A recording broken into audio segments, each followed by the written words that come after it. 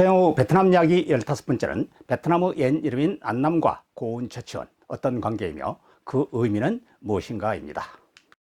여러분, 신라 헌거왕식에 쓰던 고운 처치원의 개원필경 들어보셨죠?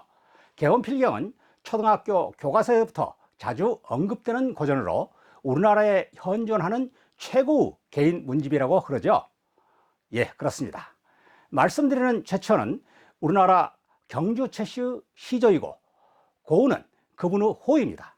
저는 개인적으로 그분이 저희 시조 할아버지 되시는 분이기 때문에 지금부터는 그분의 호를 사용하겠습니다.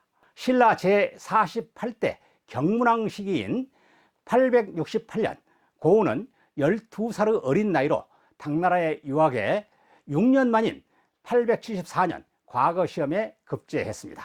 2년간의 연수 기간을 마친 고운은 876년 당나라 선주 율수, 지금이 장쑤성 양저우시 현위로 보직받아 지방행정관으로 근무를 시작했습니다. 양저우시에는 고운을 기념하는 기념관이 조성되어 있고 매년 10월 양저우시가 주관하는 제례 행사를 성대하게 거행하고 있습니다. 국내에서는 경주 최씨 문중이 참여하고 있습니다.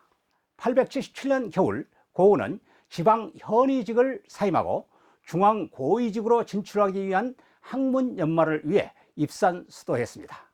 그러나 그때 당나라는 안사의 난, 황소의 난 등으로 국가 시스템이 무너지면서 과거 제도를 시행하지 못했습니다. 고운은 과거를 대신해 황소 반란군을 진압하는 총사령관 고변의 휘하에서 종사관으로 근무했습니다. 고운은 고변의 휘하에서 4년을 근무한 후 신라 헌거왕 때인 885년 29세의 나이로 귀국했습니다.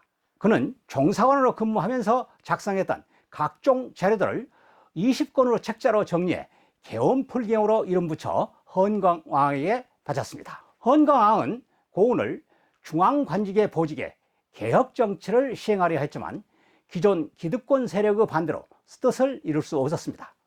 결국 고운은 정읍, 함양, 서산 등의 태수직책으로 지방을 전전해야 했습니다. 894년 진성여왕 시절에는 국정개혁과제에는 시무 10여조를 바쳤습니다.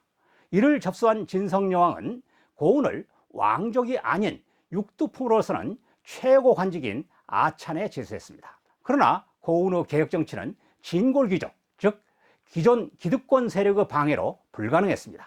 고운의 개혁정치가 무산되면서 신라의 국운은 급격하게 기울었고 실망한 고운은 관직을 사임하고 가야산에 잠적했습니다. 따라서 지금까지도 고운의 사망 연대는 확인하지 못하고 있습니다. 고운의 개혁정치가 무산된 후 신라에서는 후삼국이 출현하고 이어서 고려로 정권을 넘기게 되었습니다.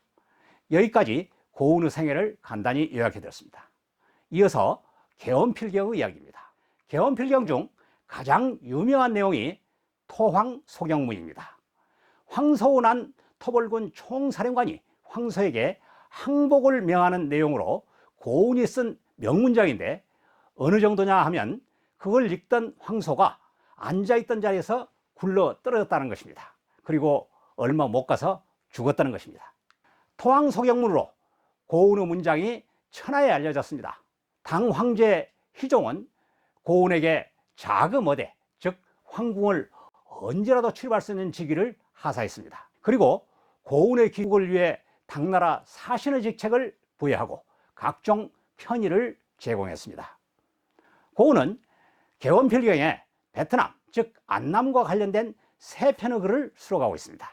제1권에 남만과 통화한 것을 할애하는 표문, 제2권에 남만과 통화한 사이를 보여준 것을 살해하는 표문, 6권에 남만에 갔던 사신이 돌아온 것을 할애한 장문 등입니다. 이처럼 고운을 통해 800년대 베트남과 남중국 일대의 정세, 역사 등과 관련된 내용이 신라에도 알려지게 되었습니다. 그런데 그 글들은 고운이 안남, 즉 베트남을 직접 다녀온 후에 쓴 글이 아니라 총사령관 고변의 증언을 기록한 오랄 히스토리입니다. 여기서 주제를 총사령관 고변의 이야기로 전환합니다. 총사령관 고변은 안남 도부를 관할하는 절도사를 역임하고 866년 하노이에 다이라성을 쌓아 하노이 방비를 튼튼히 하게 했을 뿐만 아니라 선정을 베풀어 주민들에게 칭송을 받는 몇 안 되는 관리 중 한 사람이었습니다. 그는 868년까지 재임했으며 그 후에는 자신의 손자가 안남 절도사를 역임한 일도 있어서 안남 사정에 밝았습니다. 고은은 고변의 요청에 따라 안남과 관련해 황제에게 보고하는 내용을 기록했고 그 내용을 개원필경에 수록해 신라에 전파한 것입니다. 고은은 고변과 대화를 통해 안남에 관한 한 개원필경에 수록한 내용 외에도 많은 내용을 파악하게 됐을 것입니다. 따라서 당시 신라인 중에서 고은은 안남과 국제 정세에 관한 최고의 전문가였을 것이며 그가 진성여왕에게 바친 국정계획과제 시무십여조에도 안남과 관련된 국제 정세를 통해 파악한 내용이 반영되어 있을 것으로 추정할 수 있습니다. 현재 전하고 있지 않아 확인할 수 없지만 당시 국제 정세와 교훈을 반영한 고은의 국정계획과제가 제대로 시행되었다면 신라 말기의 혼란은 극복할 수 있었을 것으로 생각합니다. 앞으로도 고은과 같은 분의 국제적 감각과 개혁 정신이 국가 발전의 새로운 토대를 조성해 나가야 한다고 생각하며 고은과 개원필경 그리고 베트남 관계를 소개해 드렸습니다. 다음 시간에는 베트남과 고려 공국 어떤 관계인가에 대해서 말씀드리겠습니다. 여러분 다음 시간에 만나요.